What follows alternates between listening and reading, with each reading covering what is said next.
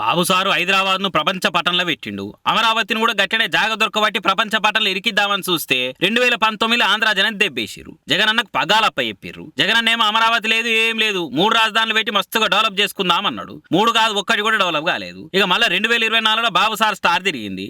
మళ్ళా సీఎం అయిండు. సీఎం ఆవిడే ఆల్సం మానసపుత్రిక సొంటి అమరావతి మీద దృష్టి పెట్టిండు. క్యాపిటల్ కు భూమి పూజ జరిగిన కాడికి పోయి అలా పొర్లు దండం పెట్టిండు. అంటే ఇంకా ప్రజావేదిక కాడికి పోయి చూడంగానే కళ్ళు చెమ్మగిలినాయి సార్కు. ప్రజావేదికను మళ్ళా కట్టేది లేదు, అది జగన్ విధ్వంసక పాలనకు గుర్తుకు అట్లనే ఉండాలని మొన్న అన్నాడు. మరి ఇప్పుడు దాన్ని ఏదైనా జగన్ అన్న విధ్వంసక మెమొరీ లెక్క ఏమైనా అర్థంలో ఏదో తెలియదు. కాకుండా రాజధానిలో బిల్డింగ్లు అన్ని ఎట్లున్నాయి, ఎంత పని మిలిగింది, ఏం కథ అనేది మొత్తం పోయి చూసిండు. అర్జెంట్ గా మళ్ళీ అవన్నీ కట్టాలంటే ఓ 10,000 కోట్ల దాకా అయితే అని లెక్కలేసుకుంటున్నట. మొత్తానికి బాబు సార్ కలల రాజధాని కట్టేదాకా ఊకునేటట్లేడు పోరి.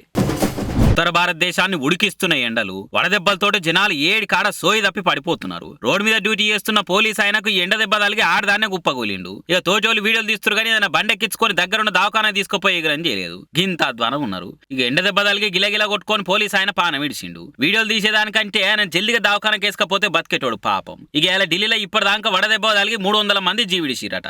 100 మంది దవాఖాన పాలేరు. బయటికి వస్తే కొర్రాయి లెక్కనే మాడుతున్నాయి ఎండలు. మన దిక్కు వానలు కూడా ముఖం సాటేసినాయి. రైతులకు కూడా తిప్పలే ఉన్నది. ఏమోపోరి ఇది ఈ కాలమో ఆ కాలమో అని చెప్పుకునే తందుకు కూడా లేదు. ఎన్ని నెలలు ఎండలు కొడుతున్నాయో, ఎప్పుడు పడవలసిన వానలు ఇంకెప్పుడు పడతాయో ఏమోపోరి.